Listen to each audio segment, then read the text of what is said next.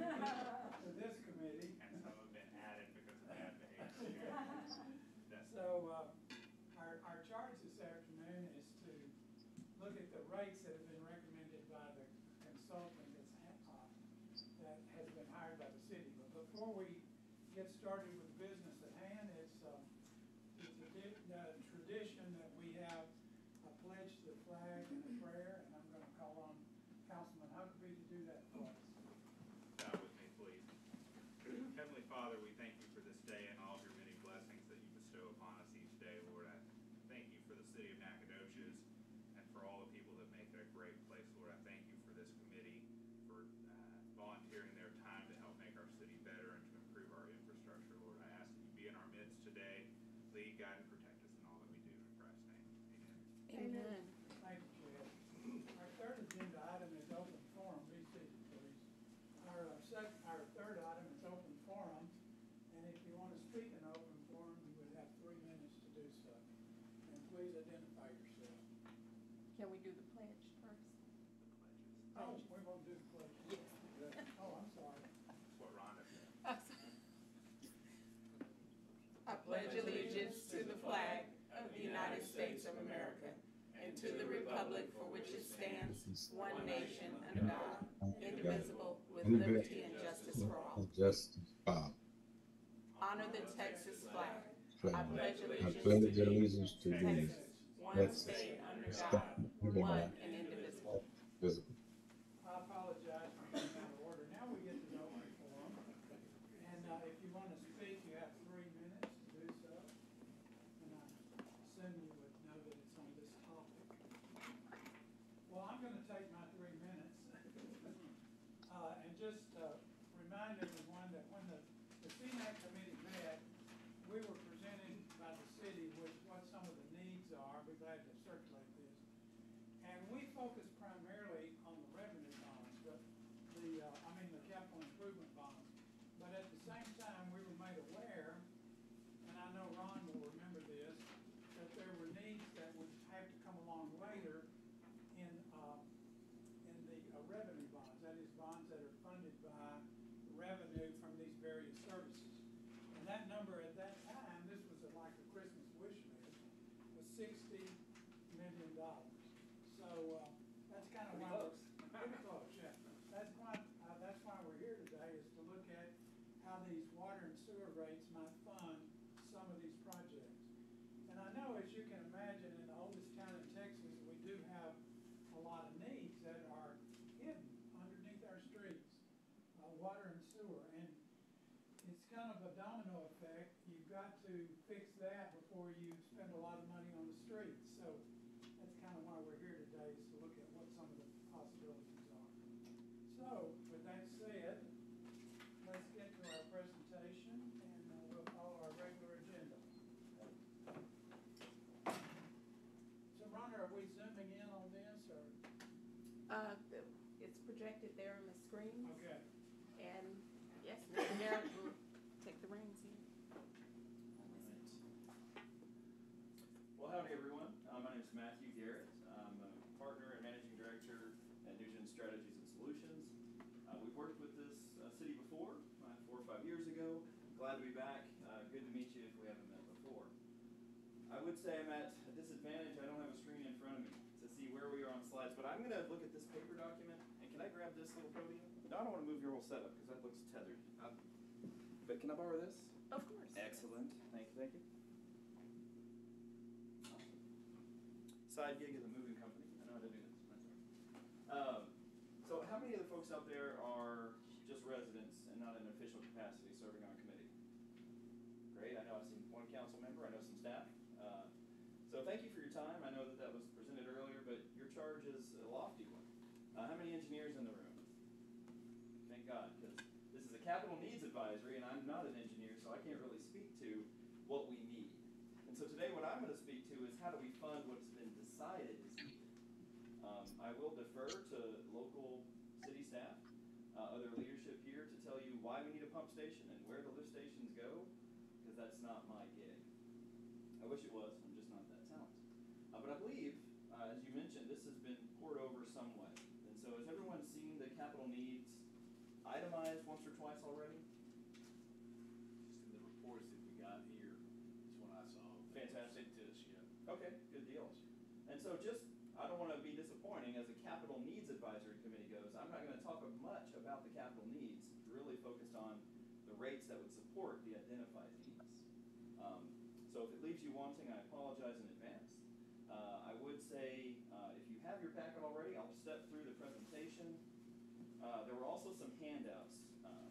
I did note after I sent it on, I was asked to provide some handouts to give you some of the detail. I saw a footnote or two I would have tweaked because we were making changes up to a few weeks back with your city staff, and I missed a footnote or two. So if you find those, my apologies. But the math is right. I need to have a few footnotes to amend.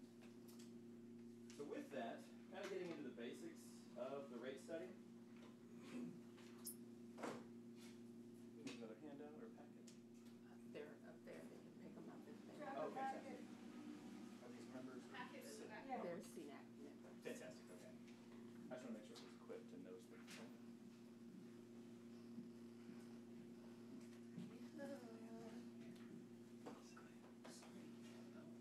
I didn't know it was official already. Yeah, they have some packets in the back. If you want to grab it. I'm not going to refer you to page 7 and line 32 because that's really in the weeds for this group. I do have a presentation. You would have received that in a packet. We are going to show it on screen here. In the event some of your committee members want to dig down into the weeds, we'll try to reference sections of a schedule. You have a few of those. Some of these are summary. So we're not getting down to every pencil the city is purchasing, but we hit the big categories on that fund summary you have. But again, just doing introductions. Focus today is rates.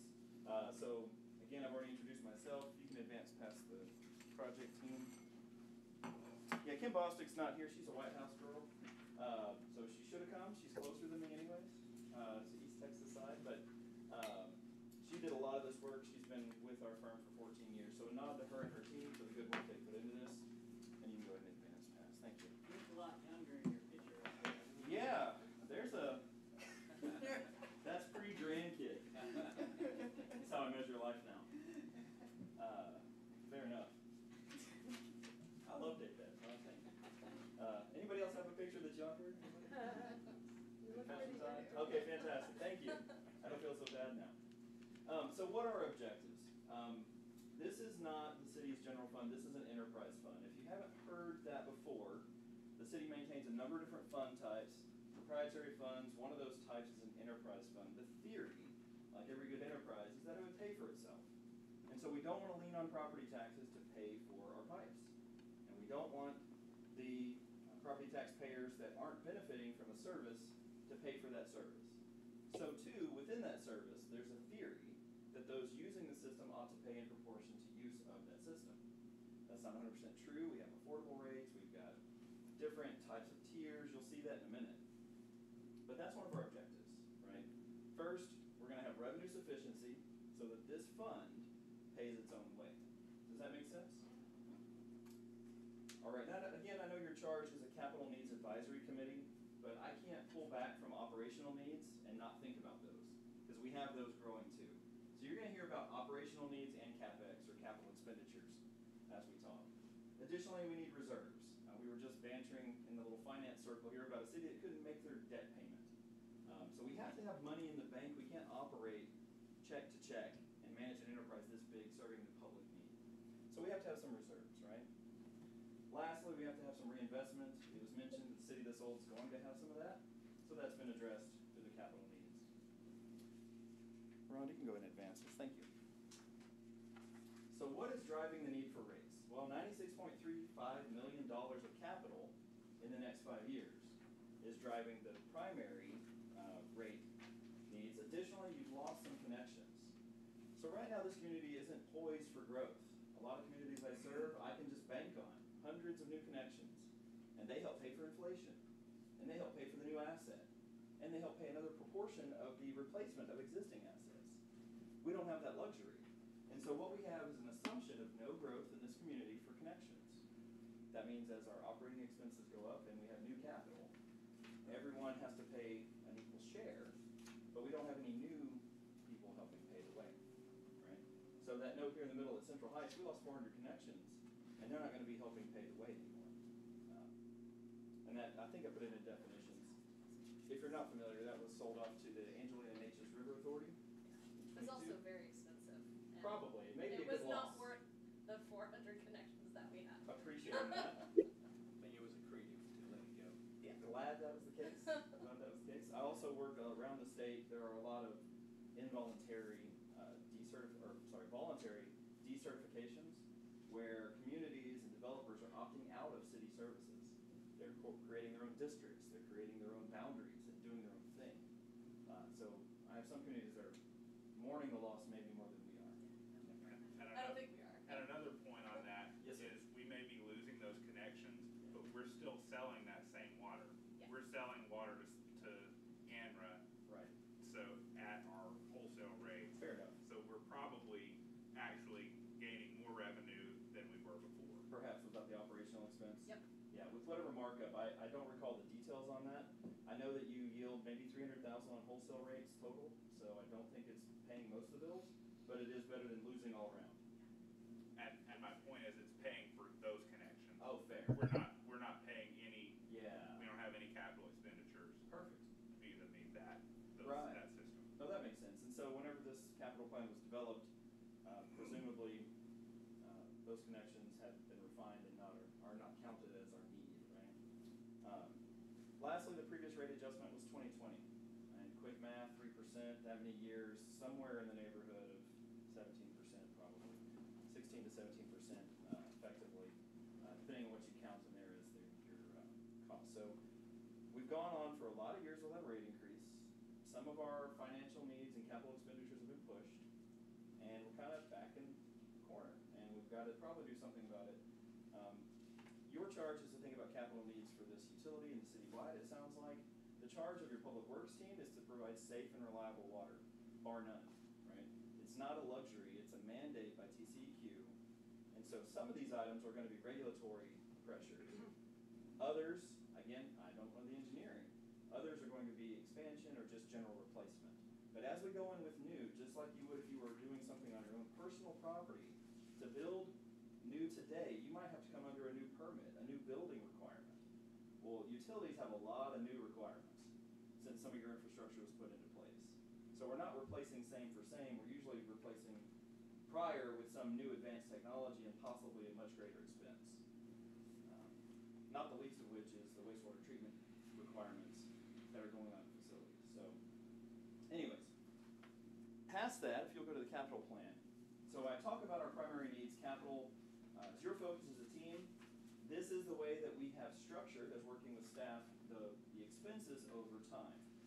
And so you'll see we have, I won't read it to you, but most of your expenditures are green, and that's your sewer-related capital. We do anticipate about $24 million in the coming year, down to 11, up to 15. It bounces around a little bit. So, any questions on the total? Because I heard, I believe, I'm sorry, Mr. Last name Long? I really wanted it to be Stanley, but I apologize. I was thinking Bill Long for some reason. So Mr. Stanley led off with, we were thinking this is about 90 million. So 96, not a big shocker with a little inflation touch. So if we don't need to go deeper on that, this is the plan by year.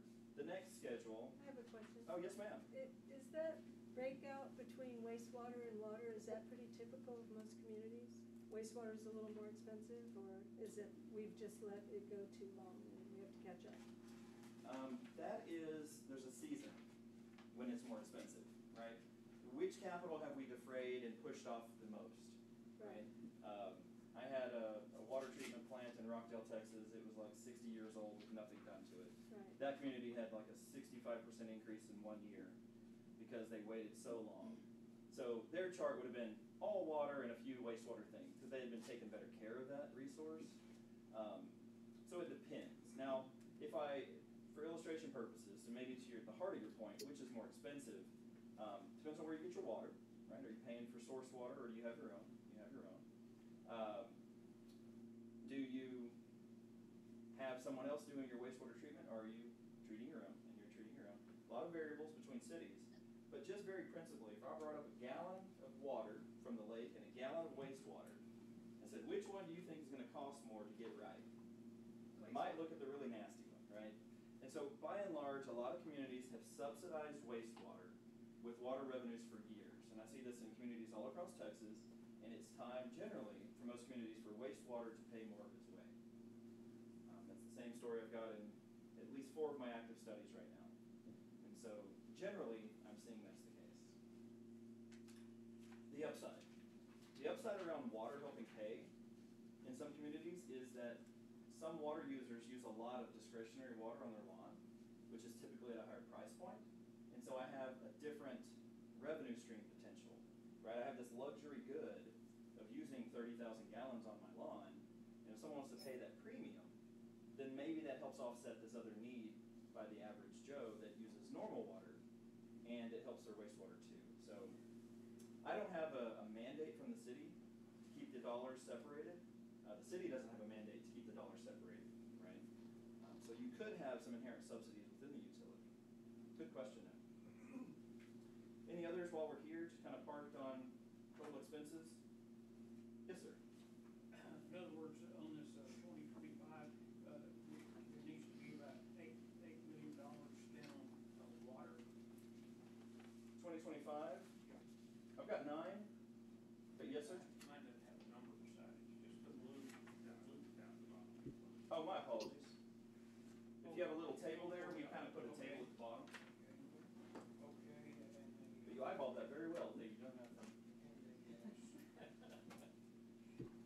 and the sewer is the 14.9. Okay, the sewer is the difference between the height of the blue column and the green. It's not $24 million worth of sewer improvements. No, sir. No, sir.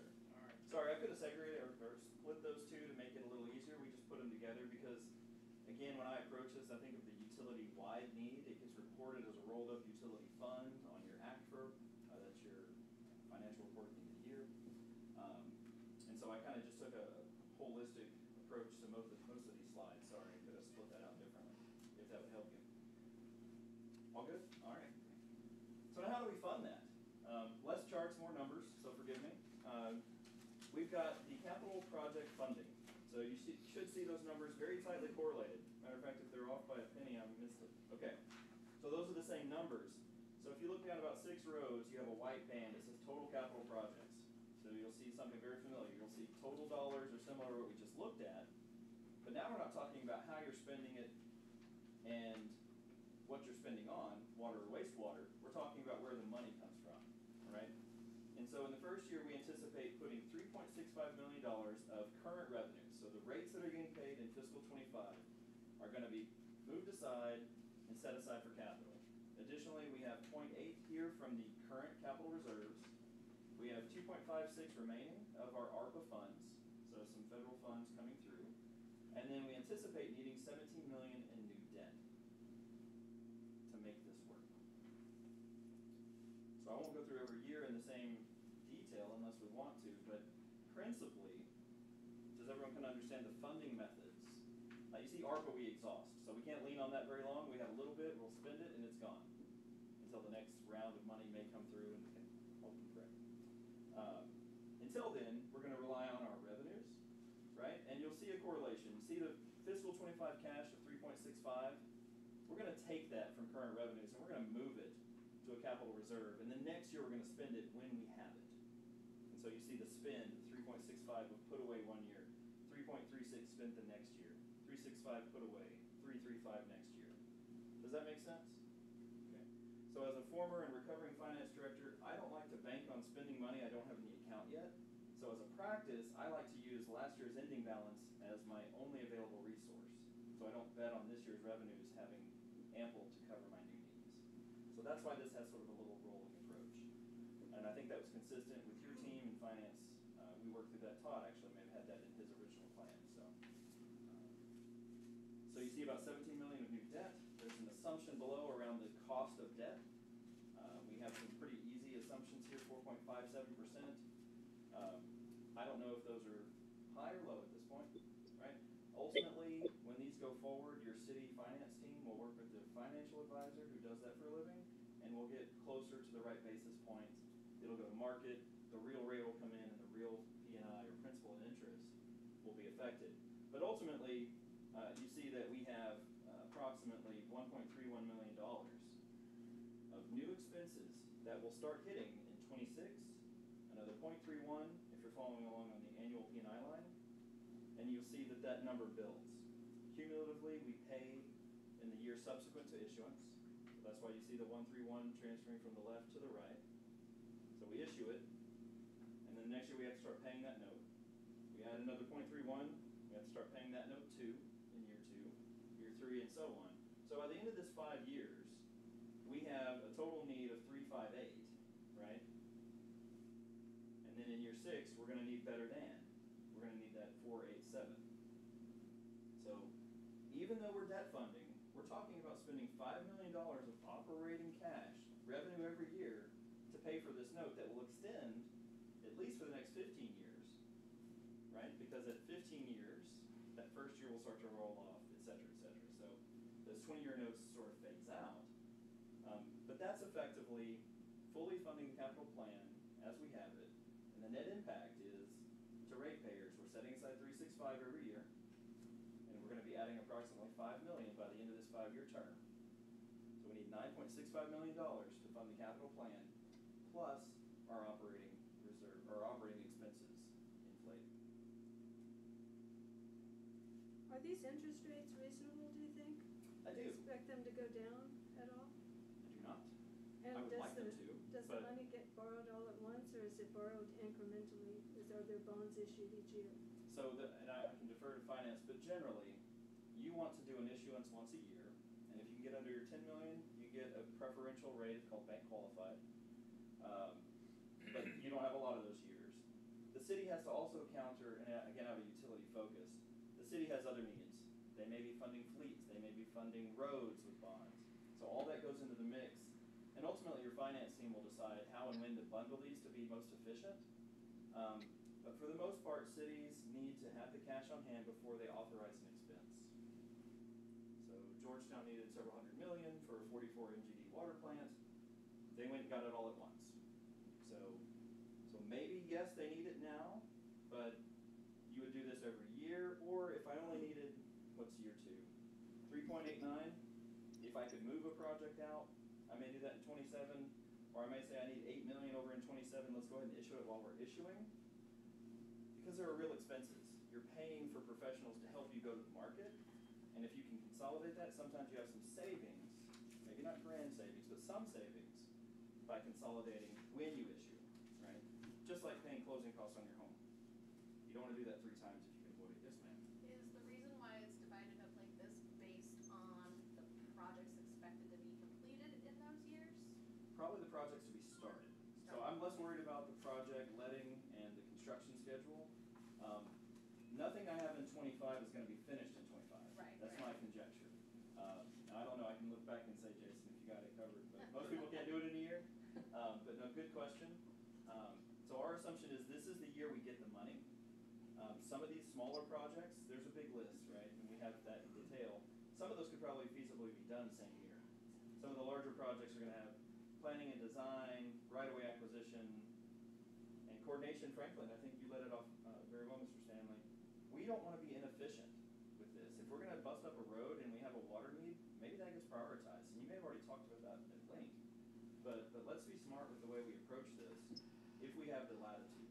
Those aren't always harmonized. Sometimes you have to touch the water line before the road or vice versa.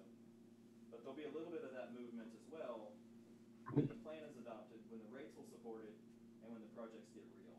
Because the needs may shift year to year. We can't promise year 4 is exactly this, right? Maybe we think there's a tenuous situation over here, but next year it rears its ugly head sooner than we thought, and now it wins, right? We have a major line issue. So those are some of the elements, but good question on the interest rate. Anything else on the funding plan? Yes, sir. Matthew, I'm Ron Collins, and I question in regard to mostly the cash from the capital reserves. Yes, sir. I want to make sure I understand that. Uh-huh. It looks like the first year you get the 80 basis points, and then 3.36 million. I guess that's a dollar number there. Yes, sir. And so you said something about that we were funding it the year before, and then we take it back out. But in looking back through the reports, it looks like the capital reserves go down, over a series of years. Yes, sir. So are we invading existing capital reserves, or are we creating them one year and using them the next and maintaining the same level of those? I'm trying to figure that out. Great question. So my understanding, and certainly city team, correct me when I'm wrong, we have ample fund balances right now. We're roughly 35 million of between equipment replacement and future CIP or capital dollars designated. You have a lot of new staff in finance, so I'm not sure if we know exactly when all the dollars went in and what they were labeled and claimed to be. But that said, we do plan to spend down that balance, and we think it's prudent to do so. I think we have a net reduction of about 14 million against that total. And So help me with that. Help me with understanding the prudency of spending down the capital reserves when we're dealing with rates and trying to, I understand, I guess, the efficiency of trying to be as frugal as we can. Yes, sir. It just seems like we're spending some of our savings, to do this. Sure. And I just wonder if that's really the right way to look at this philosophically. Yeah. No, I agree completely. So some of you may be in business for yourself with quarterly tax payments. You may have escrow, no escrow. We all do things to set money aside for needs, right? As a result, we usually have our operating cash separated from our capital cash. You have an operating reserve that's going to handle the rainy day. Now, we want to maintain a good balance there, and we don't want that to be too heavy, but I've already got my daily needs covered. Payroll's going to happen. We're going to do the Band-Aids. We just can't fund all of our capital out of that fund. Interesting thing about governmental fund accounting is that it's almost like a pocket here, and some cargo pants, right? All the dollars have a name and they're used differently. Well, this capital reserve is strictly for capital. So when I come to this team and say, we have $96 million of capital and 30 in the bank, but let's go and issue some debt, some people would argue, why aren't you spending all the dollars right now, first dollar, right? So that's the principle. These dollars don't have another use besides the big capital projects and your equipment. So what you don't really see, as I talked about these big capital projects, is $1 million of capital spend on equipment within the city for the utility. Correct me if I'm wrong, Todd. We got that right? $1 million? Yeah, you're right. Yep. So just to follow up on that, what is a typical capital reserve as a percentage of something in the city? Like, is ours too big right now? What should we be looking to maintain? And does that include the rainy day money? So when I set up a capital reserve, I usually go into communities that haven't thought that far. So kudos on prior leadership for putting some money aside. That said, the right amount requires the name of the project. So Fake Texas, for instance, implemented a capital repair and replacement reserve. I said, you guys are spending $1 million a year and your depreciation is 2.5. We'll just pretend. Those aren't the real numbers. But I said, you are losing money in depreciation faster than you're replenishing. This is a snowball, and it's going to hit you in the face later, right? Somewhere along the line, our pipes, various aggregate material, all these other pieces, PVC or AC, whatever the material is going to fade, and we're going to have a big cliff, right? So instead of that, I said, why don't we put aside 2% of depreciation? Super baby step, right? Practically nothing. But if your depreciation on the system is already a 50-year assumption, it's already about 50% of original cost, and that's for you guys 40 years ago, right? Your system's pretty old. I didn't get a full replacement schedule and know the average life. But generally speaking, right, you have pretty old infrastructure. So the fact that you have plenty in the bank with a lot of needs coming up, I think you're just right. Now the question is, what is prudent? Back to the word I chose. What is the right blend of using all the cash we can before we issue debt and having some for the next time? I didn't bring this, but I often use kind of a bingo card. There are things to balance. You can have pay-go, and everybody pays today for infrastructure that helps the next generation. You can have all debt, and then people today get the biggest discount possible so that the future can pay. You can make a balloon payment, and everybody pays at the end, right? A lot of ways to structure debt. In addition, you have, what are we going to do with our system, right? What is our risk tolerance? And to a council member in the room, what is his risk tolerance, right? The officials, like your public works team, are going to come to you and tell you what needs to get done. The reality is it doesn't always happen. And I use the phrase shift to the right, because projects shift to the right. They're there in 23, lo and behold, they're there in 24. Some of them will still be there in 28. unfortunately. Eventually, we have to do it, right? So we didn't deplete that to $0, right? Though we could have. So we did choose sort of a middle ground there. And so I will say, this is a capital structure question. How much cash to use? How much debt? So one outcome of this meeting could be, and I'm going to pause before I say this. Todd, do you know of any other restrictions, or does anybody know of any other restrictions on those other funds that we chose not to spend down in this 5-year plan? No, I couldn't find a policy or a charter restriction or an ordinance on it. Okay. And so, if that's the case, and this team, council wants to spend it all down, conceivably, you wouldn't have to issue debt for 3 years, plus or minus. I did quick math, it's probably wrong. 2 years. You can just cash fund it all. But then immediately, you're gonna have to start doing everything debt, right? Other than your annual cash capital funding. And so, we took sort of a balanced approach, we thought. We know we have equipment needs. We know we have this larger project need. In the event you want to use these replacement dollars, if they're not otherwise restricted, you could very easily designate some portion of those dollars to go against debt service. So maybe we issue the debt and we decide later, you know what, we have $1 million coming up. We don't have another name or use for that dollar in the bank account. Let's take the replacements and it goes towards the dedicated use. And it's the debt service now of the replacements and not from annual operating. Is the rainy day fund different than the depreciation fund? Yes, ma'am. So depreciation here is referred to as future CIP. We have a named account, maybe, even maybe not a fund. And then we have an equipment replacement fund by name. And I know your new finance team is going to sort through quickly where all that lands and what those names should be. Yes, ma'am. We should clarify, this is the utility fund specifically. Yes, ma'am. And it's not the city reserves. Absolutely. Right, right. But the rainy day fund, what exactly is that for? if Rainy it's day not for the these other- operating. Yeah. So if you imagine having to make payroll, you want to have more than what you have in the bank. Additionally, you have seasonal water use. Now, I don't know if I put a frequency distribution in here. Conveniently, I did. It's on the next slide. But effectively, you're going to have peak usage in the hot season, and you're going to have very little consumption, relatively less consumption, in the winter months. Our fiscal year starts 10/1. We have maybe a month and a half of good times. Then we get into our worst times from a revenue standpoint in utility. The least revenue comes from water rates through December through May, right?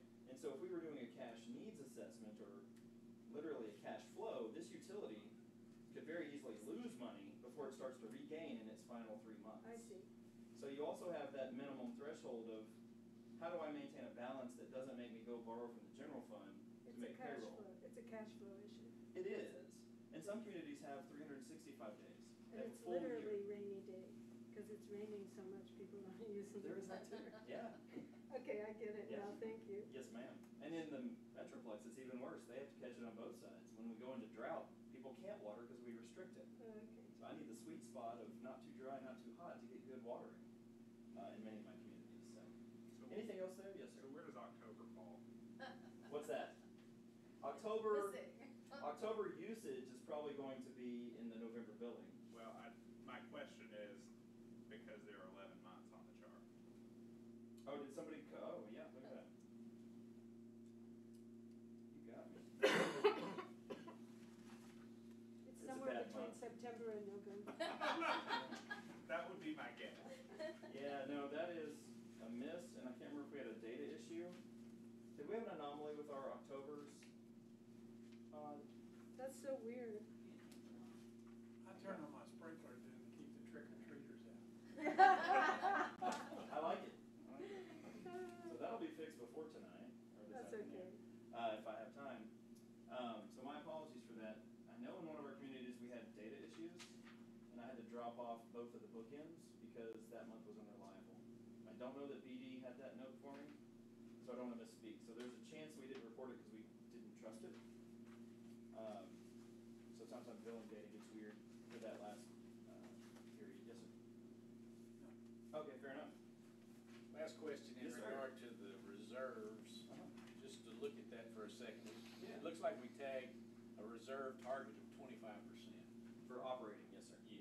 operating reserves. Yes, sir. And then we're gonna bleed that down, you know, we can utilize some of that in the capital expenditures that we're making. Yes, sir. So I suppose my question is, the 25% that we're remaining there, did we really assess, how did we come up with the 25%? And, you know, with some of the issues that we've seen in our city as far as major issues lately, in the last year at least, there's been some big dollar expenditures that have been required to fix certain sewer and related type, you know, areas here. Yes. I know they, over at Logansport, there was a major issue there. Is that right? And we've seen others too. So Yeah. based on that 25%, did that, I guess that we had to factor that in somehow to establish, you know, what the target would be. Yes, sir. Do we think that was adequate, you know, to be able to, knowing that we have some of our system that may, you know, still be at risk out there? Should Great our question. reserves either be higher or lower or about where they are? That's gonna be sort of a $1 million question, but I'm gonna let Todd field it first, because it's his target, and he raised his hand, so he beat me to it. Go ahead, sir. Yeah, I thought I heard you talk about the 25% reserve for operations and bleed it down for the capital. That's not correct. The 25% reserve is strictly for operations. We don't bleed in, we don't tap into that for capital needs. That's what the capital reserve is for. Yeah. And then some of those operational expenditures that you're saying are very expensive, we tapped into our ARPA funds for that, some of these drainage projects that have been coming up recently. So if it's capital related, we don't use operational reserves or funds for it. We either use the capital reserves, which could be part of the ARPA funds also. And Ron, the reason I'm comfortable with that is as your reserves come down, your revenues go up. So, you know, if you look at this, the charges are gonna increase over time. And I think it could be. Oh, go ahead. A ma'am. little specific question, sorry, because you mentioned the Logansport thing. The Logansport thing was our stormwater drainage, right? That's right. Which doesn't fall into this because this is just our utility and it's only gonna be our cap reserves for our utilities. And the stormwater is gonna be like our bonds that are related to the other, the general fund, yes, exactly. That's our Correct? revenue bonds. Yeah, those are our revenue bonds, so you can't spend these reserve funds on those projects. Right. When Pam initiated, I think, this task a year ago, 2 years ago, whatever it was, there was a contemplation of a stormwater utility fund. I don't think we have that right now. Right, you know. It can be a utility, but it's not currently, so you're right. And I think I put it on a slide here. It's kind of not the end of the story, but I think what you may be talking about is the fact that we had 6.2 million in a reserve now, and we get down to closer to our target. 4, yeah. Yeah. That's what I saw. Yeah, so it does have, we're not blurring or blending the capital reserve and this reserve necessarily, but money's fungible, right? And if I took operating revenues and I didn't send money over to the capital reserve per year, then I wouldn't need as much here. So they're related, but if you had a major need, I would say let's go tap this perfectly adequate capital reserve dollar for a capital project emergency and not our operating reserve. Operating reserves is when the storm comes through and you have to turn water off for a month, and you got enough to pay bills, or basically something else unexpected happens. Moreover, the upshot of having dollars in the bank, when you go to the bond market for $60+ million, they're going to want to know you have some cash. You are much better bond, or much better to loan money to if you have money. Sounds crazy, but if you bought your first home and you bought your second home, you know the difference, probably, right? Before you had any money in the bank, the rates were different, the measures were different, and now you might have a decent equity payment and you get a more favorable rate.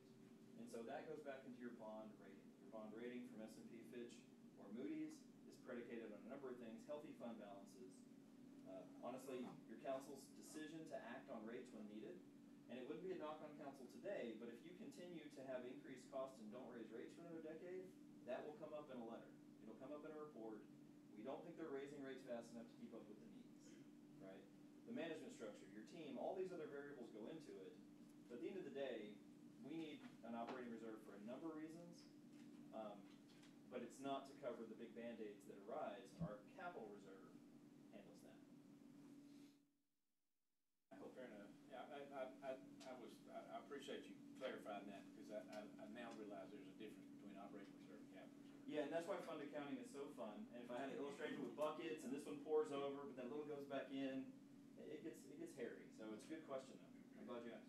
Just because of that though, one last question. Why are we comfortable letting our operating reserve drain down, to the 25% when it's right now, I guess, a little bit higher than that? Why would we be that way? Well, so this is where I'll lean on prior finance staff and future finance staff. The financial policies of the city are something that get introduced and presented to your council. And if they're barred, and I have a lot of communities that have a minimum threshold, like never get below 25%, and we'd love to be at 50. And I draw a dotted line up there, and that's where we want to be, but we're okay coming down. Well, to me, it gets back to page 10. Yep. If you raise your down payment, you get a better deal down the road. You have to be that as well. The other constraint is when council's not sitting out here but up here, they're deciding what people's rates are. And it's really hard to say, well, we've got an extra $2 million, but let's issue another 20. I understand. And so there is that political reality of the policy needs to hold, and if the policy needs to be higher, we ought to go ahead and put our bar higher so we can substantiate not spending it. We have to name the dollars to keep the dollars. 25% is sort of the minimum I would suggest. And you guys aren't immune from storms, right? You got hit and had a lot of debris cleanup or something not too long ago. I know that's more solid waste, but that can affect your water and wastewater utilities. It can affect people in their homes or not in their homes or businesses shut down. So 25% is not heavy. I could support going higher. Rockport's a client. A couple guys on the coast, they need a lot more. They see it a lot more often than you do. But that is a policy question. And so that would probably be a policy discussion. I appreciate the conversation. No, yes, sir. I kind of have a, sorry, Olivia Christie, and I know I came in late, so I probably missed like a very important part of this conversation. But I guess some of the things that I'm like trying to wrap my brain around is, like, of course, all of these absolute situations and numbers make sense, but to recap the past intentions, and I liked your example that you used earlier about how some communities, just pay, all cash funds, and then they take care of repairs as they happen, but they never really have reserves, and so they're not really building for the future, they're just kind of maintaining at this like plateaued level or whatever. And it just kind of seems, and I think how we came together was that our community did a great job of maintaining like a low debt ratio and putting a lot of money into reserves, but not making any future capital improvements and not making any, really kind of going to a deferred position, which is where we are. And so we're trying to make that right, but because of that, we don't have any relative understanding or idea in our mind of, okay, if that's what we did before and we get that behavior that existed before and we understand what we need to do now, where are those norms that we need to be looking for as far as how much do you keep in these reserve balances? What makes sense for a community our size that's taking on these projects that, I guess there's the city plan of do you want to grow and blah, blah, blah, blah, but our problem is, what is the standard, or what should be our standard, or what should be our expectation that's, risk averse in the right way, and also preparing for not letting things get as deferred as they are today, right? So The answer to that may be beyond not my horizon. I get that's a policy question, Well, also, like you were just saying, yeah. but. No, but I think your point is valid, and I don't know, do we have a 20-year master plan, or is that in the works? Or to laugh? Silence. Have you ever been to a Silence. budget workshop? Those kind of things come up in Yeah. budget workshops. Yes, but I'm just wondering if if there's a standard That would be in the for master a community like ours that help us really say, okay, 25%, cool, that's good. It's just kind of hard to take all of this on. I mean, we could say, oh yeah, this is a great way to do it, it makes sense, and the money's there, and if we have a problem, and, Kind of like an engagement ring is 6 times monthly income. right, Yeah. yes. Wow. I didn't follow that, or I didn't know how much income I had. Wow. I didn't follow that. So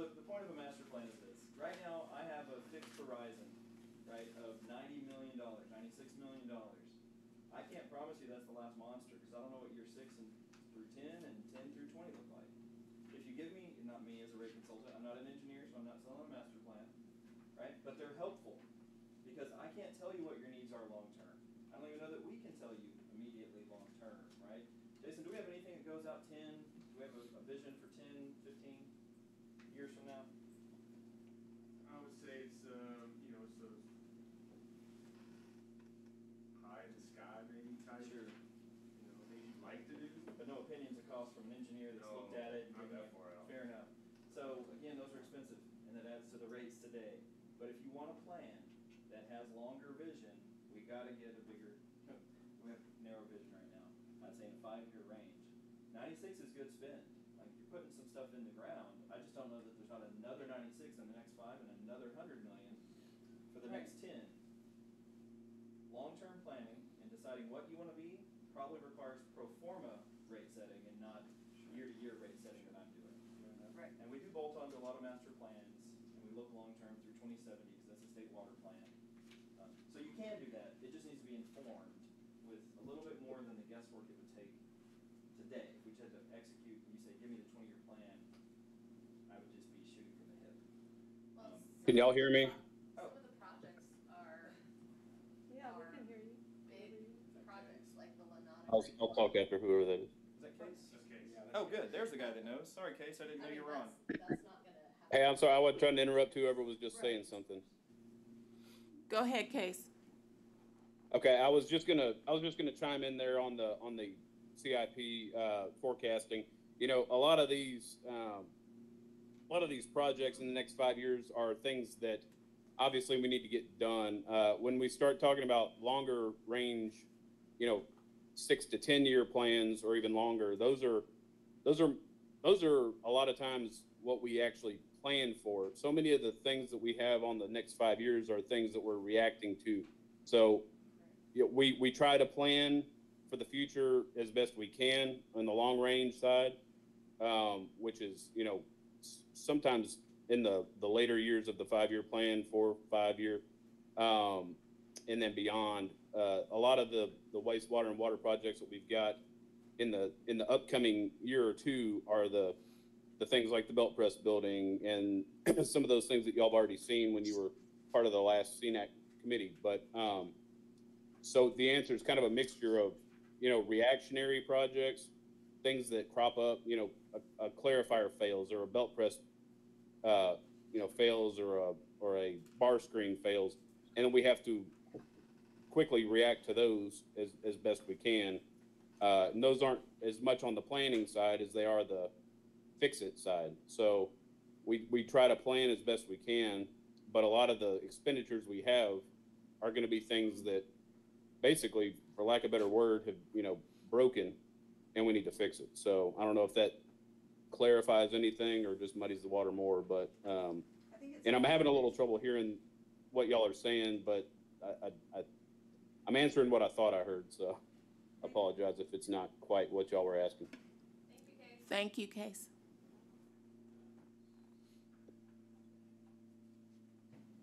So that desired future condition of what we plan and how we plan, you can do it in this time frame. We've done it effectively with your staff. That's why we're presenting it to you now.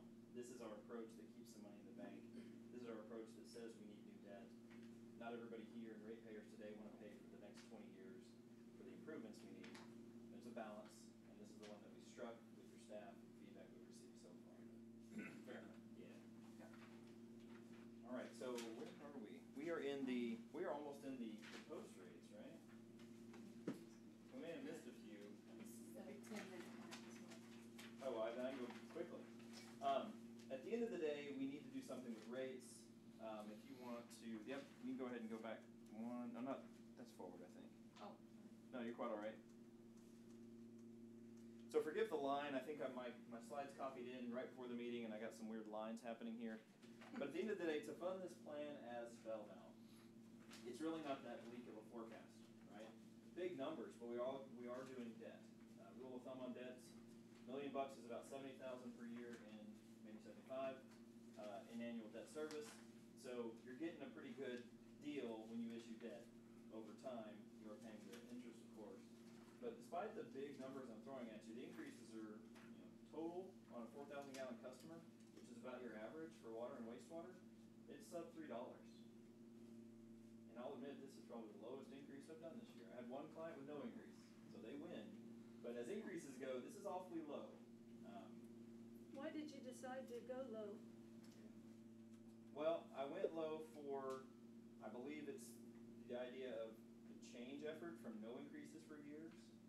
The other benefit of this staggered approach, its annual rate of change is about 5%. You see there, 5.4% per year. There's a concept that we don't want to wait another 5 years. Like, why do we need a 20% increase today and to leave it alone for 5 years? We have a plan, we can fund it, and there's a concept called rate gradualism that says, and it's kind of the boil the frog, if you'll permit it. We know we need money every year, probably paying people more. Chemicals are definitely going up. Capital's not getting any cheaper. And we will need more money. So let's do an annual rate change approach as opposed to set it and forget it and get in the same position where we need a big leap. Yeah, I like that. And that's why we did it low. I could go higher and do less debt. And again, that's a very principled discussion of a capital structure that starts to touch on finance policies. It absolutely touches on council decisions. But if we wanted $7 increases every year, I can do less debt. Or every month, I'm sorry, per month each year on the normal bill.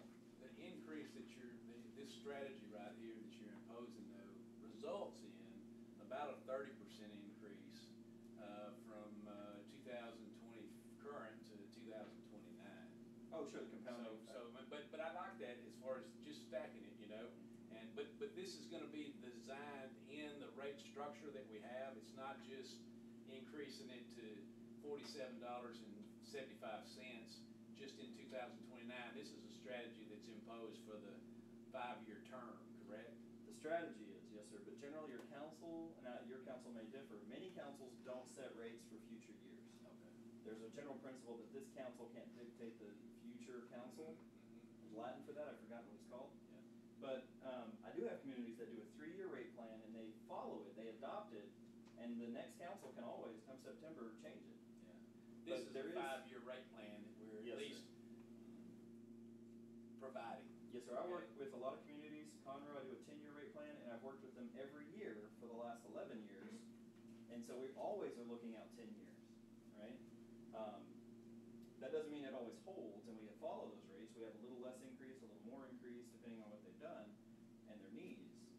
But this wouldn't have to be strictly adhered to. The goal, I think, for your council is to get a 25 rate in along with the budget.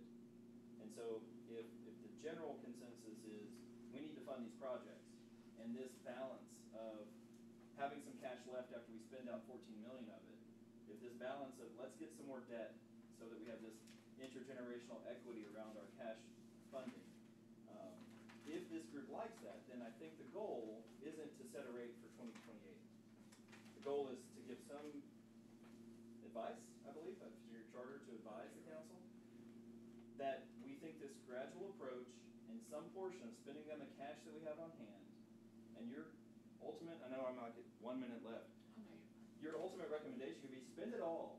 It's dedicated dollars, spend all the committed dollars first. Now what council does is their choice.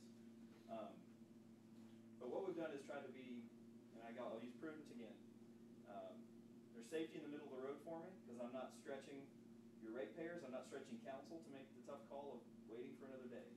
Kind of down the middle of the road here with $3 per year, or per month per year increase.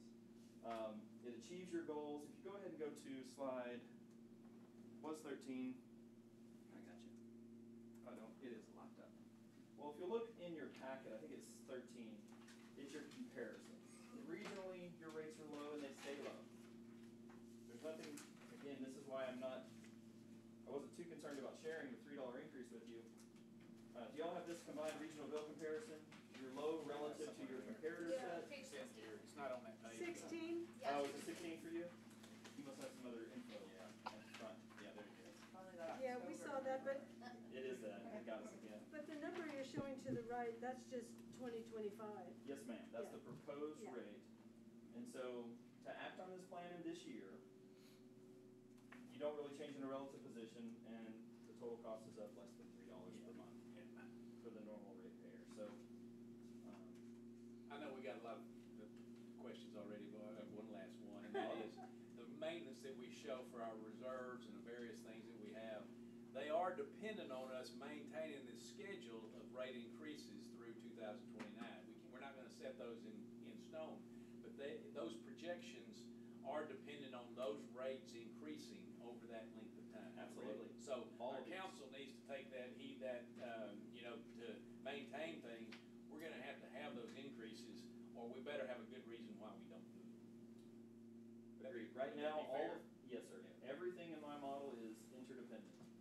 Take out the capital, I don't need the rate increase. Leave the capital, I need the rate increase. So yeah, this is one story with a lot of variables, but as they all line up, you need year-over-year increases that are pretty small, relatively, year-over-year, to fund a lot of projects, and you still have some cash left in the bank afterwards. So that's the story, and I appreciate your attention. I know I'm probably over. Thank you, Rhonda. You have to push. What's that? If you wanna, see if anyone has questions. Oh, of course, yeah, no, I wanna stop droning on. If anybody else has a question, I'm here and happy to take it. Just stay up here with me. Oh, yes, sir, you have one from the gentleman here. Since I have a blue coat as well, maybe I could get on with the I'll fire. tell you what, I'll get a pen for you real quick. What, who has the number? Yeah, okay. I just want to ask a simple question. On page 14 of the, Can't get number away. You're good. the current water rate, that's for a person that uses 4,000 gallons? Yes, sir, that's 4,000 gallons of water and wastewater. Yeah. So it's 1995 one. In other words, I brought a water bill, but there's no usage here. I mean, I didn't use any water. Oh, okay. So it's only 1325, so I guess for that situation. Well, the city sets minimums just That's for, less than for 2,000, the I meter. think. So Yeah, we'd like to so have about a it's 0 to 5% increase on 2,000. that. Category lower. Yeah. Okay, so, we're only going up, a dollar or two. Yeah. That's right. That's good. $2.45. Not bad. Well, I want to thank everybody for coming, and our business is not concluded at this point, but I do appreciate you coming out today, and especially the questions. We had some very good questions to ask Matthew. Our charge was to examine this report that's from the new Chin strategies, and then prepare a short recommendation for the council, which is meeting today at 3 o'clock. We tried to have this meeting earlier, so we would have more time in case we needed a second meeting, but there were so many schedule conflicts, it just didn't work out until we could meet today. So, with that said, we're hoping that you'll be able to take down our motion, whatever it is. So, are there any suggestions on what we would recommend to the council today? So Matthew, these rates that you got on here, they cover us, give us reserve. They get, immediate, these capital improvements that these guys have told us we need to get that done. Yes, sir. So, it seems like it's very reasonable that our rates aren't going up very much. Do you need a motion? Yes, I'll need a motion, a second, and then a vote. I would suggest, did you get the question answered? Yes, sir. Okay, thank you. I would suggest that we have a motion, something like this, that we have received and reviewed the study that was done by New Gen Strategies, and we accept the validity of that work and recommend that the council give it serious consideration. I'll make that motion. Well, I actually have a question real quick. Yeah, go ahead. You can have Maggie discussion. has. You can have discussion. Okay. Yes, Yeah, after, after it's second. thank you. Are we in discussion point I have a now? motion, or chair. Seconded. Was there a second? Yeah, Victor seconded. Okay. Maggie had questions that I was curious if they were answered. Well, I just was wondering, I mean, it's a great presentation. I learned a lot about something I know very little about, but I just was wondering if there's an actual report that we could review and get a better, that's a presentation, it's not the report. Isn't there a report that, Well, we've Like goes just into finished how the you- analysis. We don't yeah. have a report completed yet. okay, So we can certainly do that. We are actually also working on the solid waste rates for the Okay. city. And so as the study goes, I really am not completed with my work. okay, A report at this point would probably be, if I I were to get it, not by 3 o'clock, but it would be very truncated. So it would be a couple pages of the highlights and then a number of the schedules that I did share with the group to try to get you into the details. The assumptions and. Maggie, did you get Yes. this part of Yeah. the report? Yeah, well, I think I would be Maybe more this is the meat of comfortable if the motion said that we accept the proposed rate change rather than the study, because I don't feel like I've I really said seen. accept the validity of the report. Okay. I don't think I commented on rate change. Okay, That'd be for the city. right, the but we're council. recommending. Yeah, but within that report, the rate is in there, I suppose, The right? presentation and findings, perhaps, since I haven't put a narrative to it, I think that's the sticking point. Yeah. That it's not a report proper, it's a schedules and presentation, but I think the intent's the same. So the question I have is, you are working on the solid waste portion. Yes, sir. We've got these effectively 3 portions. Yes. Do you have a rough timeline on when you do plan to be completely finished Can you with read the motion? I think we're going through December 31st, and so that's subject to, is it Carrie and some other folks working with me on the solid waste and ramping that up as fast as possible. So by December, absolutely, for being completed. I'm gonna ask Rhonda to reread the motion and see if we want to amend it. Sure. I'll read the motion. The motion is that the CNAC team received and reviewed the rate study by New Gen Strategies and accept the validity of the presentations and findings here today. And recommend that the council take it under consideration. Well, I would like to make a motion that we amend and replace the word study with the word presentation. Second.